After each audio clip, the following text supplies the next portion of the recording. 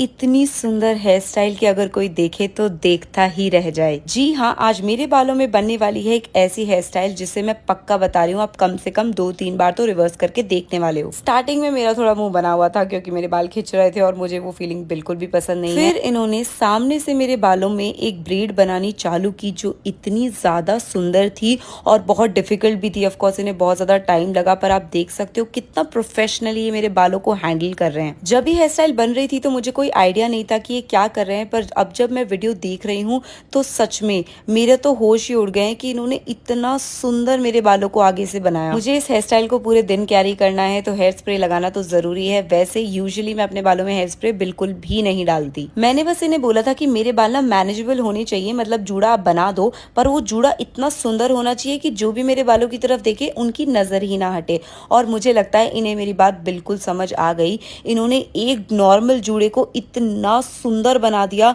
कि बस पूछो ही मत। अब इन्होंने ये कैसे बनाई मैं सच बताऊं मैं एक्सप्लेन नहीं कर सकती, पर इन्होंने कुछ तो मैजिक किया है मेरे बालों में। आप देखो मेरा बन इतना सुंदर लग रहा था। इन्होंने जो मेरे आगे से हेयर स्टाइल बनाई थी वही मेरे बन पर भी बनाई। आप देख सकते हो ये जो राउंड राउंड मेरे बालों में बना हुआ है ये बिल्कुल वैसी ही है जैसे आगे से मेरे बालों में ये ब्रेड बनती हुई आ रही है और एकदम से वो मेरे बालों में ना राउंड बन गया है।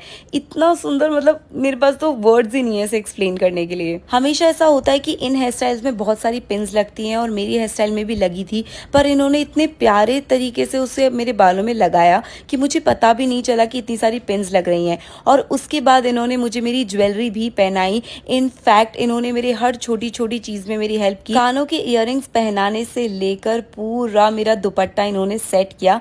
फिलहाल मेरा लुक कुछ ऐसा लग रहा है। मुझे थोड़ी सी चेस्ट पे एक्ने थी तो इन्होंने उसे हाइड करने के लिए थोड़ा हाइलाइटर और फाउंडेशन मिक्स करके पूरा प्रॉपर तरीके से उसे इवन आउट कर दिया। मेकअप एंड हेयर हो गया तो अब बारी है इस डिजाइनर आउटफिट को पहनने की। वैसे इसे पहनकर मैं कहाँ जा रही हूँ वो आपको मेरे आने वाले वीडियोस में देखने को मिलेगा, वो बिल्कुल भी मिस मत करना क्योंकि शायद आपने ऐसी चीज पहले कभी देखी नहीं होगी। ये तो दिख ही गया कि आउटफिट मेरे लिए बहुत ज्यादा लंबा है। मैंने हील्स पहनी उसके बाद भी मेरे लिए बहुत ज्यादा लंबा था, एकदम फ्लोर टच कर रहा था ये। बट अब तो मुझे इसी को कैरी करना पड़ेगा पूरे दिन। इस लहंगा कम साड़ी पे ये ड्रेप जैसा कुछ था, मतलब इसकी जो चुन्नी थी इसको एक अजीब ड्रेप में बनाया हुआ था जो हम पहले फिगर नहीं कर पा रहे थे।